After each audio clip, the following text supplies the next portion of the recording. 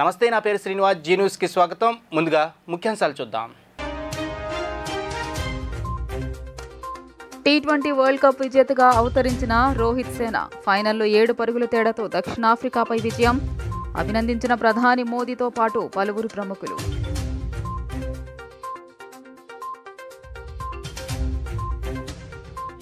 రేపటి నుంచి 3 రోజుల పాటు ఉప ముఖ్యమంత్రి పవన్ కళ్యాణ్ కాకినాడ పర్యటన. జూలై 3వ తారీఖున పిఠాపురంలో వారాహి కృతజ్ఞతా సభలో ప్రసంగించనున్న పవన్.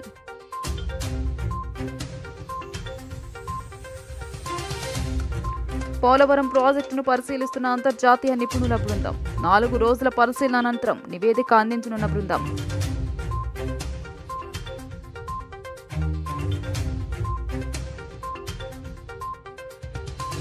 గోదాములో నిల్వ చేసిన రేషన్ బియ్యాన్ని ప్రత్యక్షంగా తనిఖీలు చేసిన మంత్రి నాదెండ్ల మనోహర్. రేషన్ మాఫియా వ్యవహారాన్ని సిఐడికి అప్పగించనున్నట్లు స్పష్టం.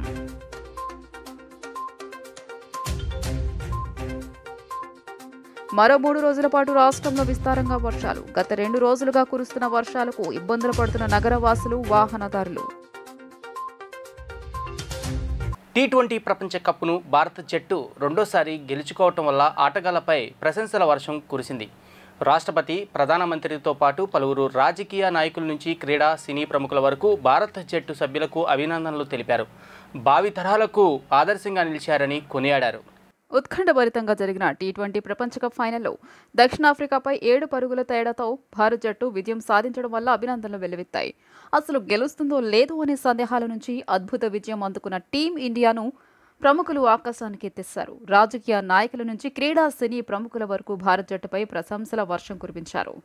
రాష్ట్రపతి ద్రౌపది ముర్ము భారత జట్టుకు హృదయపూర్వక అభినందనలు తెలిపారు. అకుంఠిత స్ఫూర్తితో ప్రతికూల పరిస్థితుల్లోనూ అద్భుతమైన నైపుణ్యం కనబరిచారని భారత జట్టు సభ్యులను కొనియాడారు. యావత్ దేశాన్ని గర్వపడేలా చేస్తుందని టీమిండియాను ప్రధాని నరేంద్ర మోదీ అభినందించారు. బ్రిడ్జ్ టౌన్ భారత్ విజయం సాధించిన వెంటనే ట్విట్టర్లోని ప్రధాని మోదీ ఒక వీడియోను పోస్ట్ చేసి అభినందనలు తెలుపుతూ ఆనందాన్ని పంచుకున్నారు. ఒక మ్యాచ్ కూడా ఓడిపోకుండా భారత్ టోర్నీ విజేతగా నిలవడం చిన్న విషయం కాదు.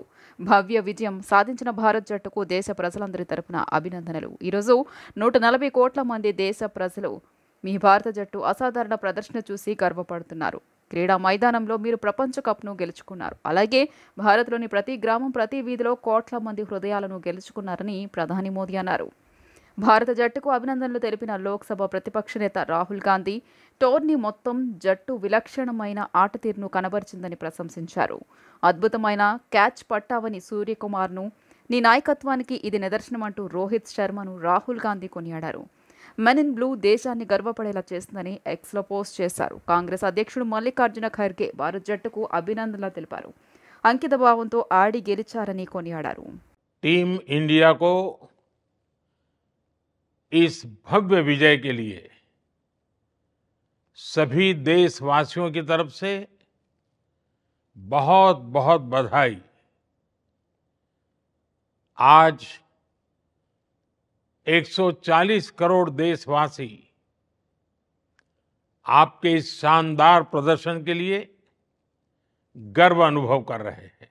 खेल के मैदान में आपने वर्ल्ड कप जीता, लेकिन हिंदुस्तान के हर गांव, गली, मोहल्ले में आपने कोटि कोटि देशवासियों का दिल जीत लिया। और ये टूर्नामेंट एक विशेष कारण से भी याद रखी जाएगी। इतने सारे देश, इतनी सारी टीमें और एक भी मैच हारना नहीं, ये छोटी उपलब्धि नहीं है। आपने क्रिकेट जगत के हर महारथी, उनके हर बॉल को खेला और आपने शानदार विजय प्राप्त करते रहे। एक के बाद एक विजय की इस परंपरा ने आपके हौसले को तो बुलंद कर दिया, लेकिन इस पूरी टूर्नामेंट को भी रसप्रद बना दिया, रोचक बना दिया। आपने शानदार विजय प्राप्त की है। मेरी तरफ से मैं आपको बहुत बहुत बधाई देता हूं, बहुत बहुत शुभकामनाएं देता हूं। ఆంధ్రప్రదేశ్ ఉప ముఖ్యమంత్రి పవన్ కళ్యాణ్ రేపటి నుంచి కాకినాడ జిల్లాలో పర్యటించనున్నారు. ఈ మేరకు 3 రోజుల పర్యటనకు సంబంధించి అధికారిక షెడ్యూల్ విడుదలైంది. కాకినాడ కలెక్టరేట్లో పంచాయతీరాజ్, ఇరిగేషన్, అటవీశాఖ అధికారులతో సమీక్ష నిర్వహిస్తారు. ఆంధ్రప్రదేశ్ ఉప ముఖ్యమంత్రి పవన్ కళ్యాణ్ జూలై 1 నుంచి కాకినాడ జిల్లాలో పర్యటించనున్నారు. ఈ మేరకు 3 రోజుల పర్యటనకు సంబంధించి అధికారిక షెడ్యూల్ విడుదలైంది. తొలి రోజు గొల్లప్రోలులో పెంచిన పెన్షన్ల పంపిణీ కార్యక్రమంలో పవన్ పాల్గొంటారు. ఆ తర్వాత పిఠాపురం జనసేన నేతలతో ప్రత్యేకంగా సమావేశమై పలు అంశాలపై చర్చిస్తారు.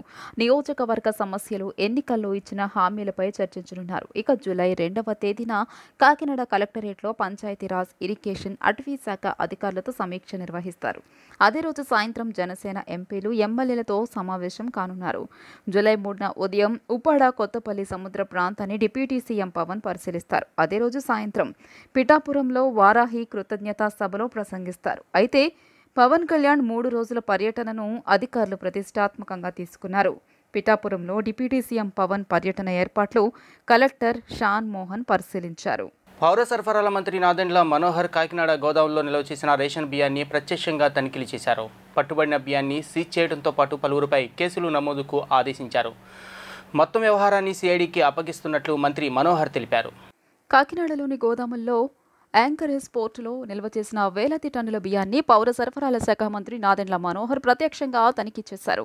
వ్యవస్థీకృత రేషన్ మాఫియా అక్రమాలపై సమగ్రమైన నివేదిక తయారు చేసి ఈ కేసును సిఐటికి అప్పగిస్తామని ఆయన వెల్లడించారు. తనిఖీలు పూర్తయ్యే వరకు ఎగుమతులు నిలిపివేయాలని పోర్టు అధికారులను మంత్రి ఆదేశించారు. కాకినాడ జిల్లాలో 2 రోజులు పర్యటించిన మంత్రి నాదెండ్ల మనోహర్ యాంకరేజీ పోర్టులో గోదాములు, బార్జిలో బియ్యం తరలిస్తున్న లంగరు, రేవు పరిశీలించారు. మొత్తం 12,915 మెట్రిక్ టన్నుల నిల్వలు సీజ్ చేశామని మంత్రి మనోహర్ వెల్లడించారు. గోదాముల యజమానులపై కేసులు నమోదు చేస్తున్నట్లు ఆయన తెలియజేశారు. యాంకరేజ్ పోర్టు అధికారులపై విచారణ చేయిస్తామని మంత్రి హెచ్చరించారు. సివిల్ సప్లైస్ డిపార్ట్మెంట్ నుంచి తూర్పుగోదావరి జిల్లాలో ప్రత్యేకంగా కాకినాడ ప్రాంతంలో నిన్నటి నుంచి జరుగుతున్న అనేక తనిఖీల్లో భాగంగా ఉదయం నేను ప్రెస్ మీట్లో మీ అందరికీ వివరించాను. దాదాపు 7,615 మెట్రిక్ టన్నులు నిన్న సీజ్ చేయడం జరిగింది. ఈరోజు యాంకరేజ్ పోర్ట్లో కూడా వీళ్ళు ఇదే విధంగా దుర్మార్గంగా వీళ్ళు పేద ప్రజల పొట్ట కొట్టేసి బియ్యాన్ని ఎగుమతి చేసి ఆఫ్రికన్ దేశాలకి చాలా దారుణంగా మన దేశాన్ని కూడా చెడ్డపేరు తీసుకొస్తున్నారు. ఎంత అక్రమంగా, అన్యాయంగా చేస్తున్నారంటే అటువంటి బియ్యం సరఫరా చేసి పేద దేశాల్లో అక్కడ భారీ అవినీతికి పాల్పడి వీళ్ళు ఈ విధంగా ఇక్కడి నుంచి ఎక్స్పోర్ట్ చేస్తుంటే వెళ్తే ఈరోజు యాంకరేజ్ పోర్ట్లో నేనే ఆశ్చర్యపోయాను. మొట్టమొదటిసారి నేను ఇక్కడికి వస్తున్నాను. విన్నాను ఇన్ని సంవత్సరాల నుంచి యాంకరేజ్ పోర్ట్ గురించి, ఏ విధంగా ఈ ద్వారంపూడి కుటుంబం మొత్తం కాకినాడ పోర్ట్ని కబ్జా చేసి అడ్డాగా చేసి యాంకరేజ్ పోర్ట్ని ఉపయోగిస్తున్నారనేది పుంకాలుగా మనం మీడియా సోదరుల ద్వారా చదువుతూనే ఉన్నాం, చూస్తూనే ఉన్నాం. కానీ ఈరోజు మేము సందర్శించినప్పుడు ప్రధానంగా అశోక ఒకటి, తర్వాత H1 ఒకటి, ఈ రెండిట్లో కూడా తనిఖీలు చేసినప్పుడు పబ్లిక్ డిస్ట్రిబ్యూషన్ సిస్టంలో ఉండాల్సిన బియ్యం ఇక్కడ ఆధారాలతో సహా మాకు దొరికింది. సో 2,800 మెట్రిక్ టన్నులు అశోకాలో అయితే H1లో 2,500 మెట్రిక్ టన్నులు, అంటే 5,300 మెట్రిక్ టన్నులు ఈరోజు ఉదయం ఈ తనిఖీలో మేము సీజ్ చేసాం. పోర్టు అధికారి గారు కూడా నేను రిక్వెస్ట్ చేశాను, షిప్పింగ్ మొత్తం ఆపేయమని. ఖచ్చితంగా ఇంకా లోతుగా తనిఖీలు చేయాలి. పోలవరం ప్రాజెక్టు నిర్మాణంలో అడ్డంకులు ఏమిటి, పనులను తిరిగి ఎలా ప్రారంభించాలి అనే అంశాలపై అంతర్జాతీయ నిపుణుల బృందం పరిశీలిస్తుంది. 4 రోజుల పర్యటనలో భాగంగా కాఫర్ డ్యాంలు, డయాఫ్రమ్ వాల్ను పరిశీలించిన అనంతరం పనుల పురోగతిపై నివేదిక ఇవ్వనున్నారు. పోలవరంలో కీలక సాంకేతిక సవాళ్లను పరిష్కరించేందుకు అంతర్జాతీయ జలవనరుల నిపుణుల బృందం ప్రాజెక్టును పరిశీలిస్తోంది. అమెరికా, కెనడాల నుంచి 4 నిపుణులు వచ్చారు. కేంద్ర రాష్ట్ర జలవనరుల శాఖ అధికారులతో నిన్న ఢిల్లీలో నిపుణుల బృందం సమావేశమయ్యారు. అనంతరం రాత్రి రాజమండ్రికి చేరుకున్న నిపుణులు పోలవరం ప్రాజెక్టు వద్ద అధికారులతో భేటీ అనంతరం ప్రాజెక్టు సైట్ను పరిశీలిస్తున్నారు. అధికారులను అడిగి ప్రాజెక్టు వివరాలు తెలుసుకుంటున్నారు. కెనడాకు చెందిన 4 నిపుణులు శనివారం ఢిల్లీకి చేరుకున్నారు. నేటి నుంచి వారు పోలవరంలో తమ పని ప్రారంభించారు. 4 రోజుల పాటు అంతర్జాతీయ నిపుణులు అక్కడే ఉంటారు. మొదటి 2 రోజుల పాటు ప్రాజెక్టును పూర్తిగా పరిశీలిస్తారు. ప్రతి కట్టడాన్ని క్షుణ్ణంగా పరిశీలించేలా పర్యటన షెడ్యూల్ సిద్ధమైంది. ఆ తర్వాత మరో 2 రోజుల పాటు సమస్యలను, పరిష్కారాలపై మేధోమథనం చేయనున్నారు. ఇందులో పోలవరం ప్రాజెక్ట్ అథారిటీ ముఖ్యులు, కేంద్ర జల సంఘం నిపుణులు, CSMRS central soil and materials research station సంస్థ ప్రతినిధులు, వ్యాప్కోస్, బావర్, కెల్లర్, మెగా కంపెనీ ప్రతినిధులు, అంతర్జాతీయ డిజైన్ సంస్థ, ఆఫ్రీ ప్రతినిధులు ఇందులో పాల్గొంటారు. ఆ తర్వాత నైపుణ్య ఏజెన్సీలు నిపుణులతో అంతర్జాతీయ నిపుణుల బృందం చర్చించనున్నారు. రాష్ట్ర వ్యాప్తంగా వైఎస్ఆర్సీపీ కార్యకర్తలపై దాడులు జరుగుతున్నాయని, వైఎస్ఆర్సీపీకి ఓట్లు వేసిన దళితులపై కూడా దాడులు చేస్తున్నారని వైసీపీ నేతలు వైవి సుబ్బారెడ్డి, అయోధ్య రామిరెడ్డిలు అన్నారు. పోలీసులకు ఫిర్యాదు చేసినా పట్టించుకోని పరిస్థితి ఉందన్నారు. రాష్ట్రంలో శాంతి భద్రతలు లేవని మండిపడ్డారు.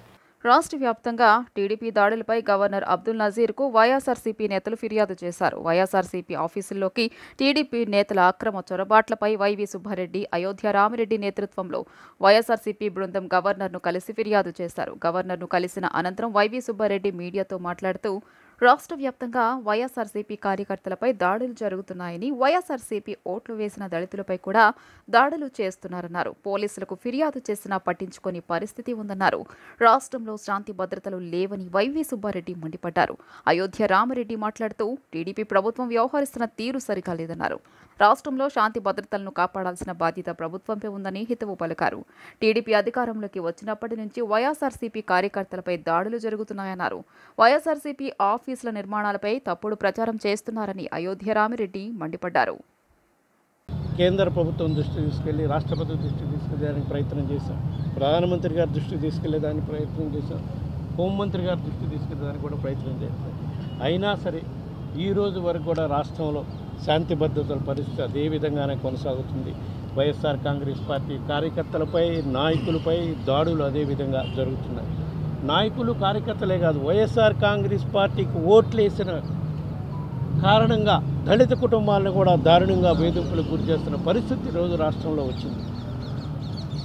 ఇంకా గత వారం రోజుల నుంచి ఇంకా 2 అడుగులు ముందుకెళ్ళి వైఎస్ఆర్ కాంగ్రెస్ పార్టీ ఆఫీసులపై కూడా దాడులు చేసి, ఆఫీసులోకి అక్రమంగా ప్రవేశించి అక్కడుండే మా కార్యకర్తల్ని, నాయకుడిని బెదిరించి మీ బిల్డింగులు ధ్వంసం చేస్తాం, మీ బిల్డింగులు డిమాలిష్ చేయిస్తాం అని చెప్పి బెదిరించే కార్యక్రమం చేస్తున్నారు. అదేవిధంగా గత 2-3 రోజుల నుంచి కూడా మరీ ఎక్కువగా వైఎస్ఆర్ కాంగ్రెస్ పార్టీ ఆఫీసులపై వాళ్ళు అక్రమంగా ప్రవేశించటం కాక ఆ బిల్డింగులు కూడా పడగొట్టి చేస్తాం, మేము ఆక్యుపై చేస్తామని చెప్పి అక్కడ లోకల్గా ఉండే అన్ని జిల్లాల్లో ఉండే వాళ్ళ నాయకులు, శాసనసభ్యుల ఆధ్వర్యంలో కూడా ఈ విధంగా దాడి జరుగుతుంది. గౌరవనీయులు ఆంధ్ర రాష్ట్ర గవర్నర్ గారిని మేమందరం కూడా వైఎస్ఆర్ కాంగ్రెస్ పార్టీ తరఫున మేము కలవటం జరిగింది. ఎన్నికల్లో గెలిపోవటంలో సహజం. గెలిచిన వాళ్ళు వాళ్ళ సక్సెస్ని ఎంజాయ్ చేసుకుంటూ ఖచ్చితంగా ఒక పద్ధతిలో ఓడిపోయిన వాళ్ళకు కూడాను షేక్ హ్యాండ్ ఇచ్చే విధంగా ఉండాలి పద్ధతి. ఇక్కడ చూస్తుంటే సిచ్యువేషన్ చాలా డిఫరెంట్గా కనిపిస్తూ ఉంది. ఏముంది, వీటిని ఇంత కఠినంగా వ్యవహరించే విధంగా ప్రతిపక్ష అలాగే పాలక పక్షం ఒక ప్లాండ్ వేలో వెళ్ళేటట్టు చేసుకోవాలి, కానీ వెళ్తున్న విధానం మాత్రం అసలు ఏ విధంగా కూడాను హర్షించదగిన విధంగా లేదు అనేది గవర్నర్ గారి దృష్టికి తీసుకురావడం జరిగింది. ముఖ్యంగా చూస్తే ఒక పక్క వైసీపీ కార్యకర్తలు కానీ సానుభూతి పరుల మీద దాడులు, వాటిని వెంటనే ఆపించాల్సినటువంటి అవసరం ప్రభుత్వం మీద ఉంది. శాంతి భద్రతలు కాపాడవలసినటువంటి పరిస్థితి ప్రభుత్వం మీద ఉంది. రాష్ట్రంలో పోలీసులు వ్యవహరిస్తున్న శైలి పట్ల ఎంపీ మిథున్ రెడ్డి తీవ్ర ఆగ్రహం వ్యక్తం చేశారు. ఆపదలో ఉన్న కార్యకర్తలను పరామర్శనానికి వెళ్తున్న తనను పోలీసులు హౌస్ అరెస్టు చేయటం ఎంతవరకు కరెక్ట్ అని ఆయన ప్రశ్నించారు. వైసీపీ పార్టీ కోసం ప్రాణ త్యాగానికైనా సిద్ధమని ఆయన స్పష్టం చేశారు. రాష్ట్రంలో ఎన్నికల తర్వాత వైసీపీ కార్యకర్తలను, నాయకులను తీవ్ర ఇబ్బందులకు గురి చేస్తున్నారని అంటూ ఎంపీ పెద్దిరెడ్డి మిథున్ రెడ్డి మండిపడ్డారు. వారి ఆస్తులు ధ్వంసం చేస్తున్నారు, ఇళ్లు కూల్చుతున్నారు, మా వారిని పరామర్శించేందుకు వెళ్తున్న నన్ను అడ్డగిస్తున్నారు, ఎంపీగా నాకు అర్హత ఉన్నా అడ్డుకుంటున్నారని ధ్వసమెత్తారు. పోలీసులు నన్ను వెళ్లొద్దు అంటున్నారు. దీనిపై లోక్సభ స్పీకర్కు ఫిర్యాదు చేస్తాను అని ఆయన వెల్లడించారు. 40% మంది వైసీపీ కోటేశారు. వీరందరిపై కూడా దాడులు చేస్తారా? అధికారం శాశ్వతం కాదు.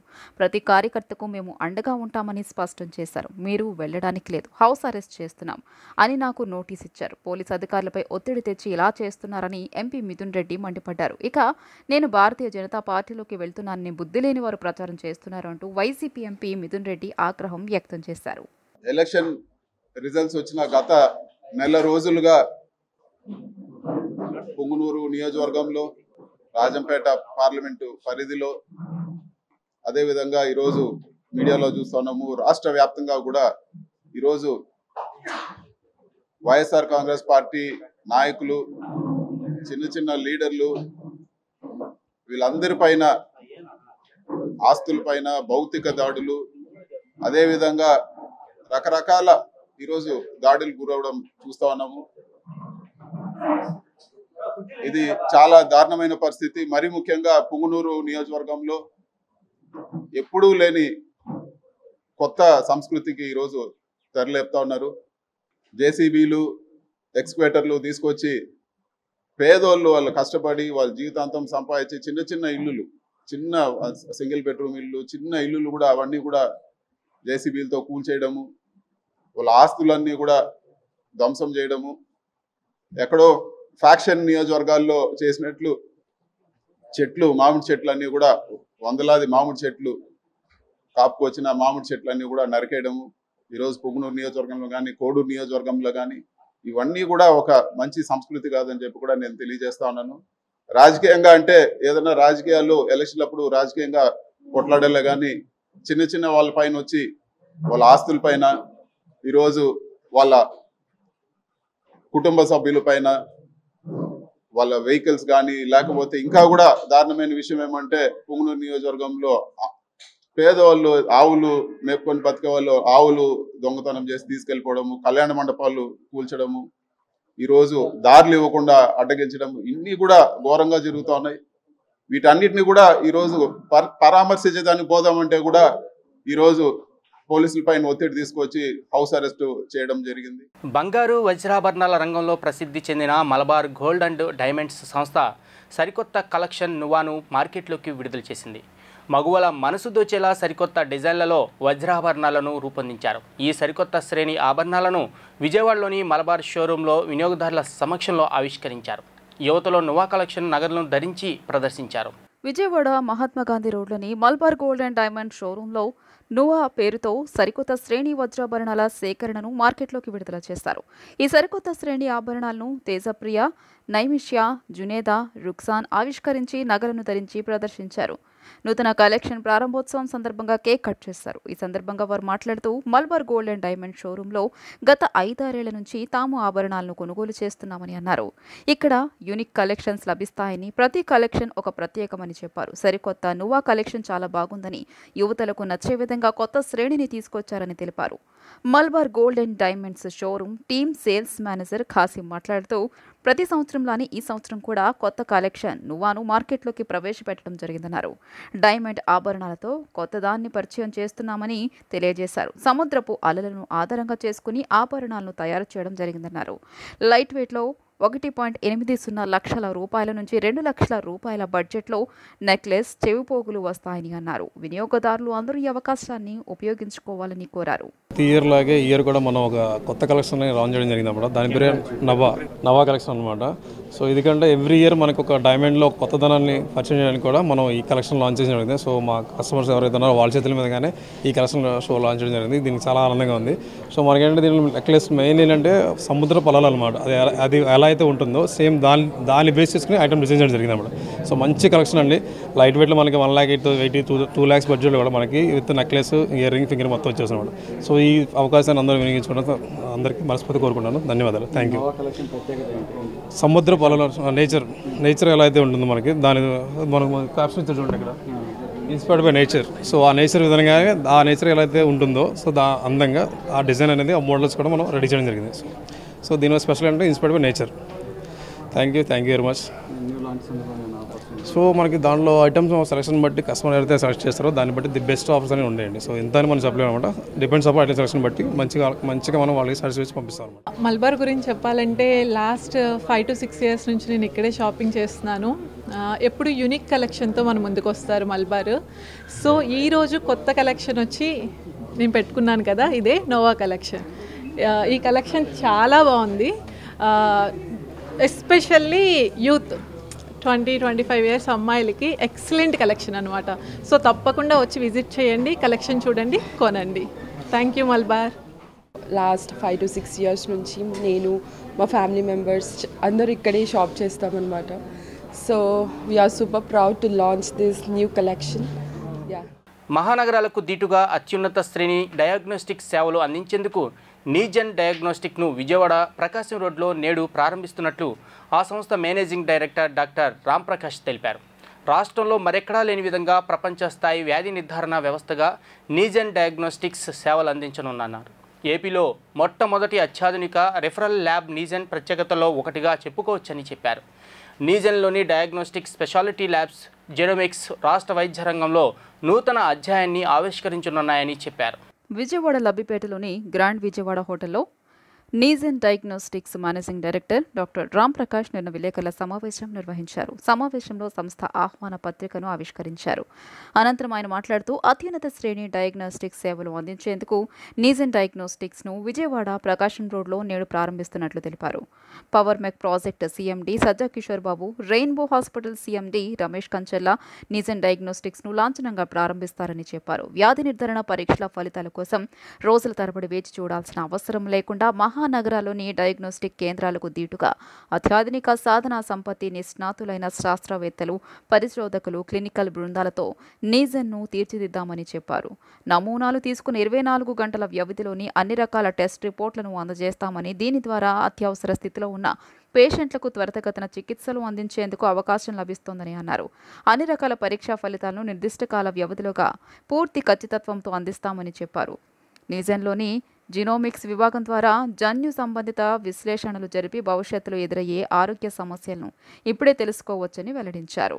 అది ఎందుకు మనం ఇక్కడ పెట్టాలనుకున్నాం, విజయవాడని ఎందుకు ఎంచుకున్నాం, భవిష్యత్తులో దాని ఉపయోగాలు ఇక్కడ ఉండే హాస్పిటల్స్కి, దానికి వచ్చే వారి కస్టమర్లకి ఎలా ఉపయోగపడుతుంది అనేది టెక్నికల్గాను కొంత స్టాటిస్టిక్స్గా ఎక్స్ప్లెయిన్ చేస్తారు. ఒక ఆనందకరమైన విషయం ఏంటంటే, సగర్వంగా కూడా చెప్పుకునేది, ఇటువంటి ల్యాబొరేటరీ డయాగ్నోస్టిక్ సెంటర్ ఆంధ్రప్రదేశ్లోనే మొదటిది.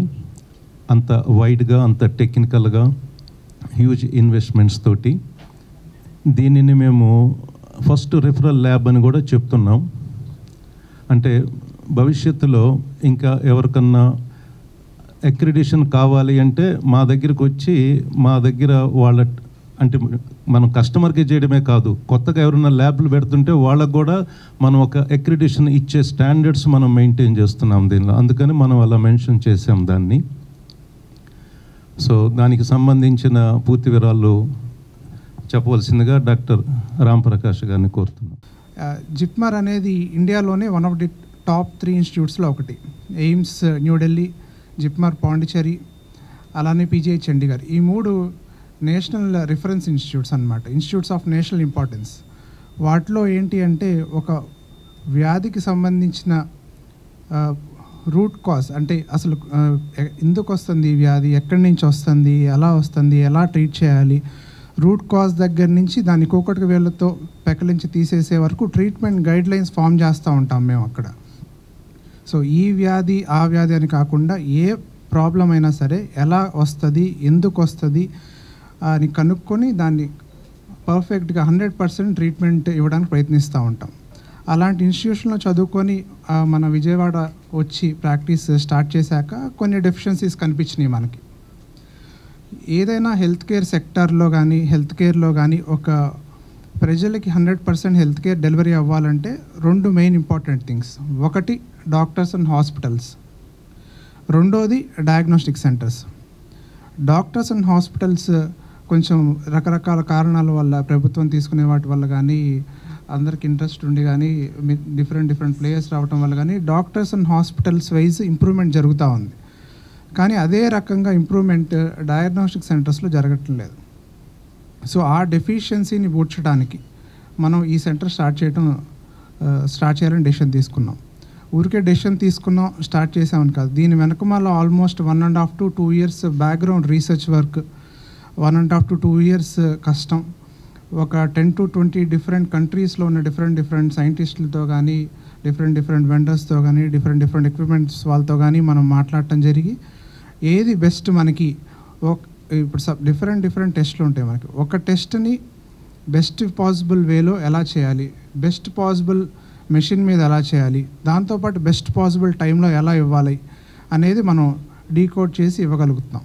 అది నీజన్ డయాగ్నోస్టిక్ స్పెషాలిటీ. ఏ టెస్ట్ అయినా సరే ఇంతకు ముందులాగా ఇక్కడి నుంచి వేరే ఊరికి పంపించడం, అక్కడ టెస్ట్ చేసుకొని రిపోర్ట్ కోసం వెయిట్ చేయటం ఇట్లాంటి అవసరం ఏమి ఉండదు. ప్రజలు వెనుకబడే ఉన్నారు వైద్యం రిలేటెడ్గా. ఎందుకు అని అంటే చాలా ఇన్వెస్టిగేషన్స్ ఏదైతే ఒక ప్రాణాన్ని కాపాడగలిగే ఇన్వెస్టిగేషన్స్ ఉన్నాయో అవి మనం ఇక్కడి నుంచి విజయవాడ నుంచి దూరంగా ఢిల్లీ, పూణే, ముంబై ఇట్లాంటి ప్లేసెస్కి వెళ్ళి మన శాంపిల్స్ అక్కడి నుంచి రన్ అయ్యి ఆ రిపోర్ట్స్ వచ్చేంతవరకు కూడా ఈ లోపల పేషెంట్కి ఏం జరుగుతుందో తెలియని పరిస్థితి.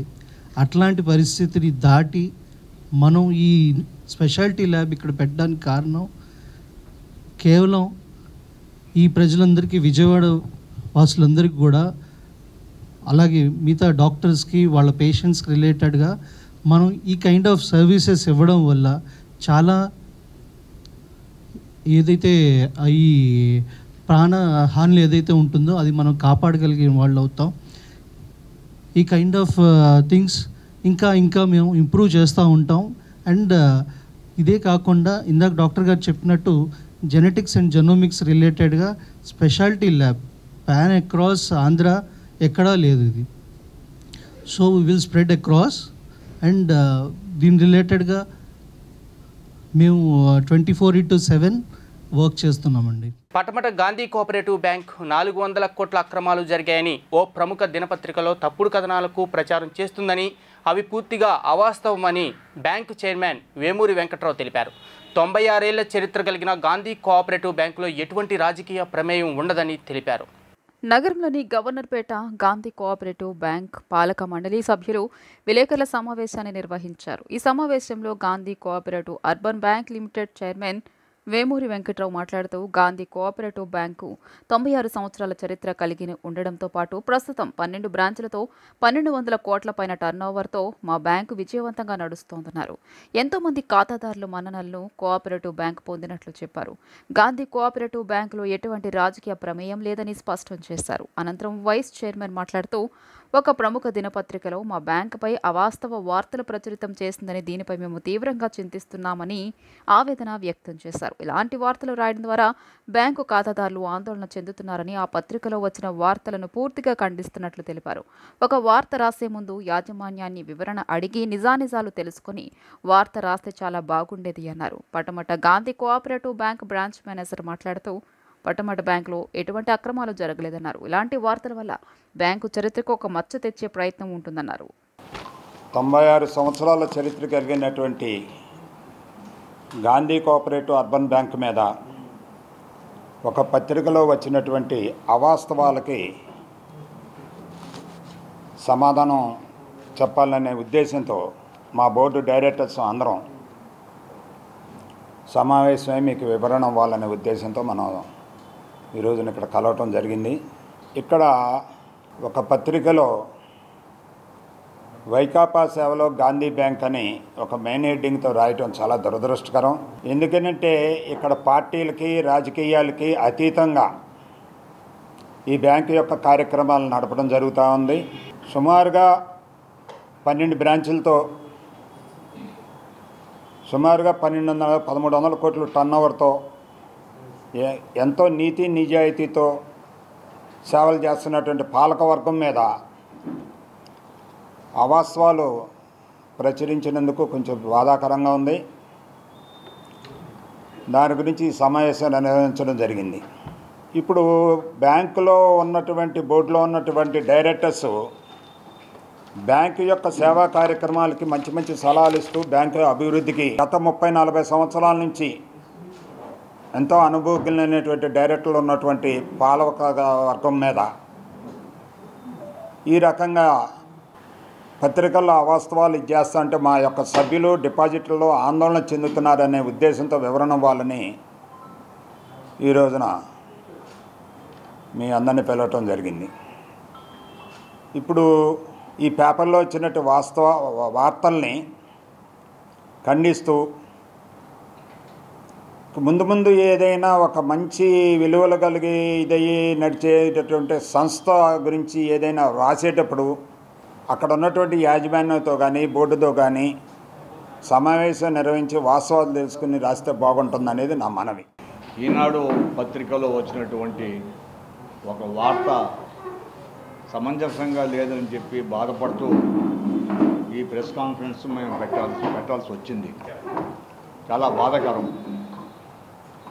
సత్యాలను అసత్యాలుగా చూపిస్తూ అసత్యాలని మెయిన్ హెడ్డింగ్గా పెట్టి లేని ఆధారాలు లేని ఆరోపణలతో మా మీద ఇలాగా బురద చల్లడం అనేది మంచిది కాదు. ముందు బ్యాంక్ యొక్క పరిస్థితులు అవగాహన చేసుకొని బ్యాంక్ ఏ స్థితిలో ఉన్నది తెలుసుకొని ఆ ప్రకటనలు ఇచ్చుకుంటే బాగుండేది. కానీ అట్లా కాకుండా ఒక అసంబద్ధమైనటువంటి తప్పుడు ప్రచారాలతో మాకు ఈ వార్త రావడం వల్ల మాకు వ్యాపారానికి మా చరిత్రకి నష్టం కలిగించే విధంగా ఉందని చెప్పి నేను మనవి చేసుకుంటున్నాను.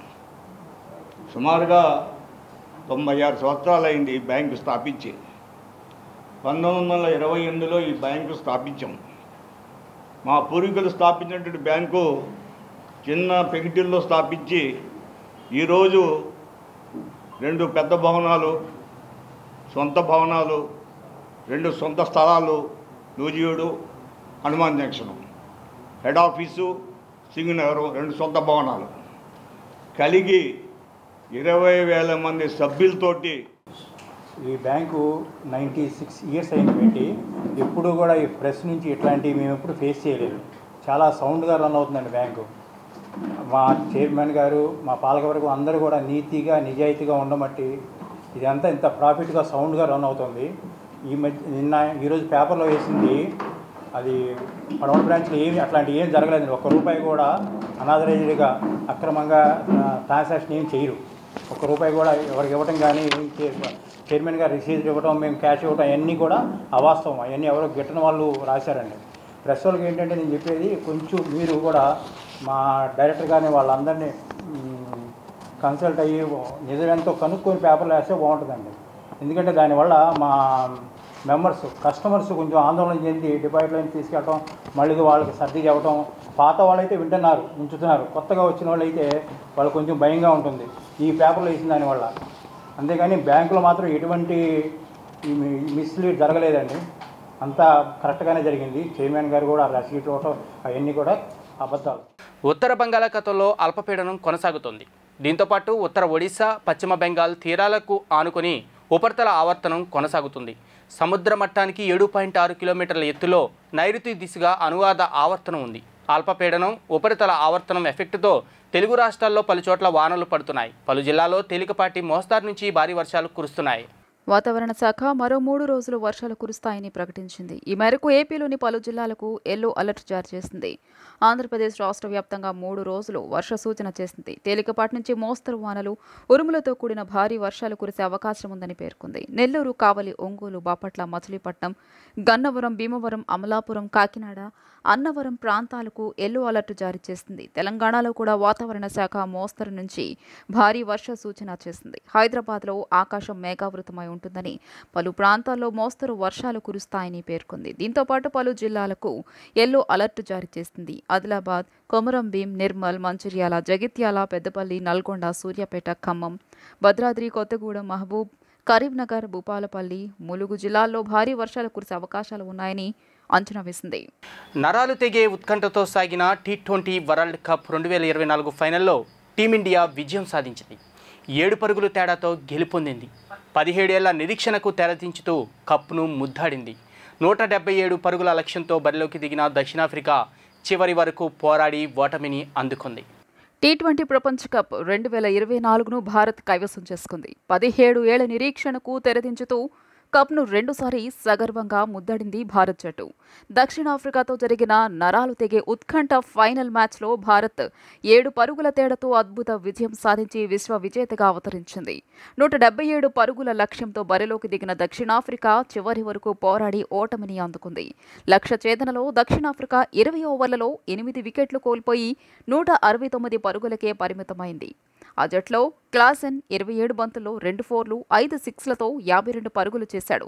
క్వింటన్ డికాక్ 31 బంతుల్లో 4 ఫోర్లు 1 సిక్స్లతో 39 పరుగులు, స్టబ్స్ 21 బంతుల్లో 3 ఫోర్లు 1 సిక్స్తో 31 పరుగులు చేశారు. భారత బౌలర్లలో హార్దిక్ పాండ్యా 3, బుమ్రా 2, హర్ష్దీప్ సింగ్ 2, అక్షర్ పటేల్ 1 వికెట్ తీశారు. అంతకుముందు టాస్ గెలిచి బ్యాటింగ్కు దిగిన టీమిండియాకు ఓపెనర్ విరాట్ కోహ్లీ 59 బంతుల్లో 76 పరుగులు చేసి అదరగొట్టాడు. అక్షర్ పటేల్ 31 బంతుల్లో 47 పరుగులు తీసి దూకుడుగా ఆడాడు.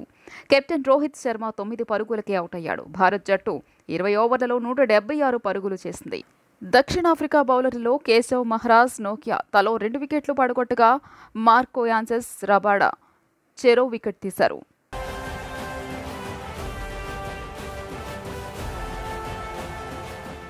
జీ న్యూస్ ముగించే ముందు ముఖ్యాంశాలు మరోసారి చూద్దాం. టీ20 వరల్డ్ కప్ విజేతగా అవతరించిన రోహిత్ సేన ఫైనల్లో 7 పరుగుల తేడాతో దక్షిణాఫ్రికాపై విజయం. అభినందించిన ప్రధాని మోదీతో పాటు పలువురు ప్రముఖులు.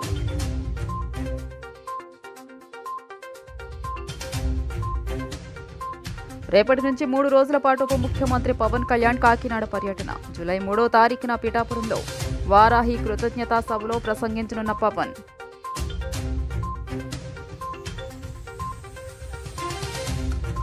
పోలవరం ప్రాజెక్టును పరిశీలిస్తున్న అంతర్జాతీయ నిపుణుల బృందం 4 రోజుల పరిశీలన అనంతరం నివేదిక అందించనున్న బృందం.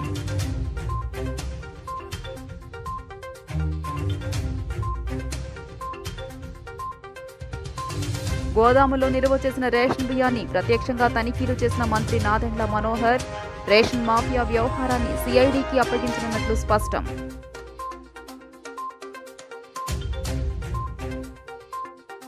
మరో 3 రోజుల పాటు రాష్ట్రంలో విస్తారంగా వర్షాలు. గత 2 రోజులుగా కురుస్తున్న వర్షాలకు ఇబ్బందులు పడుతున్న నగరవాసులు, వాహనదారులు. జీ న్యూస్ ఇంతటితో సమాప్తం. తిరిగి ప్రసారమయ్యే కార్యక్రమంలో మళ్ళీ కలుద్దాం. అంతవరకు సెలవు. నమస్కారం.